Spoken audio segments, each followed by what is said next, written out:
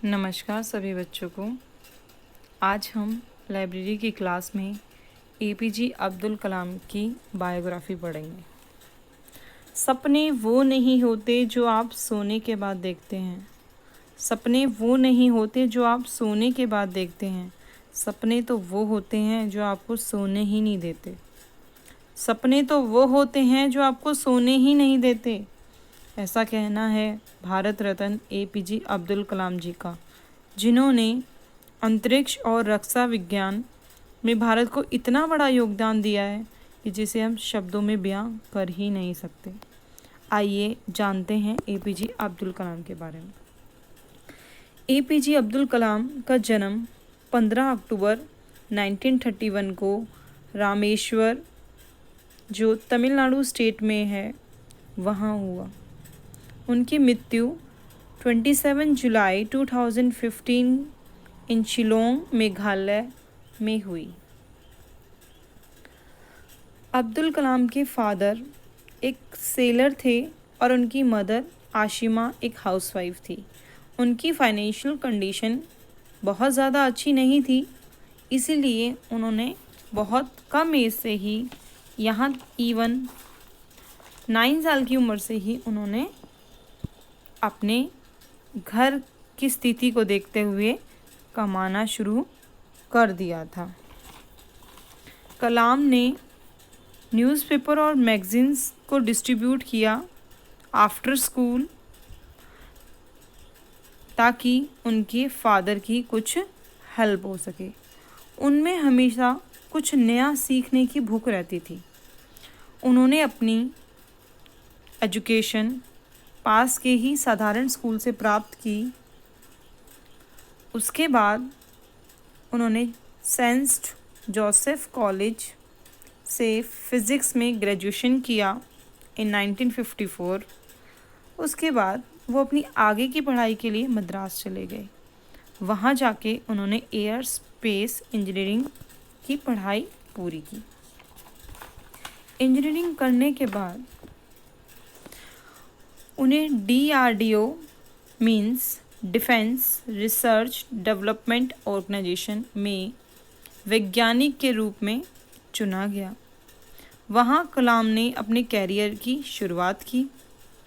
उन्होंने भारतीय वायुसेना के लिए एक छोटे से हेलीकॉप्टर का डिज़ाइन बना के दिया, लेकिन DRDO में वो काफ़ी संतुष्ट नहीं थे, क्योंकि वहाँ पे एक सीमित काम हुआ करता था जो रोज़ रोज़ दोहराया जाना होता था।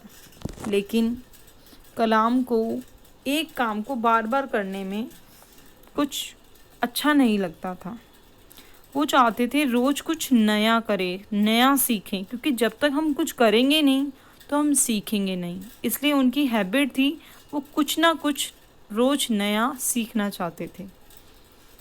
कुछ वर्षों तक वो DRDO में काम करने के पश्चात उनका ट्रांसफ़र इन 1969 में ISRO means Indian space research organisation में हो गया। यहाँ पर वह भारत के सैटेलाइट लॉन्च परियोजना के डायरेक्टर तौर पर नियुक्त हुए और उन्होंने इस परियोजना को बखूबी सफलतापूर्वक पूरा किया। और तभी उन्हें रियलाइज़ हो गया कि शायद मैं इसी काम के लिए बना हूँ। उसके बाद उन्होंने कभी भी पीछे मुड़ के नहीं देखा और एक के बाद एक पावरफुल मिसाइल बना के भारत को दी और दुनिया को दिखा दिया कि हम भारत भी कभी किसी से कम नहीं हैं। एक अद्भुत वैज्ञानिक के तौर पर उनकी उपलब्धियों को देखते हुए सन 2002 में उन्हें राष्ट्रपति पद का भी उम्मीदवार चुना गया। इसीलिए आप सब जानते भी हैं कि एपीजे अब्दुल कलाम ने इतनी सारी मिसाइल्स डेवलप की, इसलिए उन्हें मिसाइल मैन के नाम से भी जाना जाता है। और वो हमारे खुशनसीबी है कि वो हमारे 11वें प्रेसिडेंट भी रहे।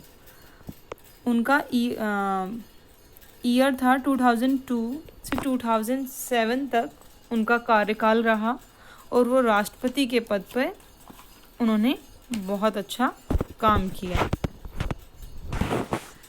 उनको अपनी इस मेहनत और लगन के लिए बहुत सारे अवार्ड मिले। उनको 21 अवार्ड से सम्मानित किया गया, जिसमें से कुछ खास हैं Bharat Ratna, highest civilian honour and etcetera.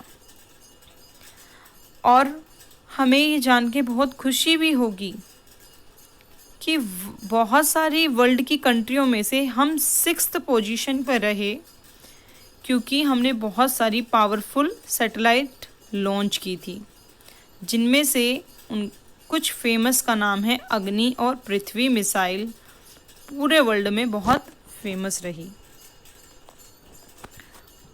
दुर्भाग्यवश 27 जुलाई 2015 को कलाम जी एक लेक्चर दे रहे थे, वहीं पे उन्हें हार्ट अटैक आया और उनकी मृत्यु हो गई।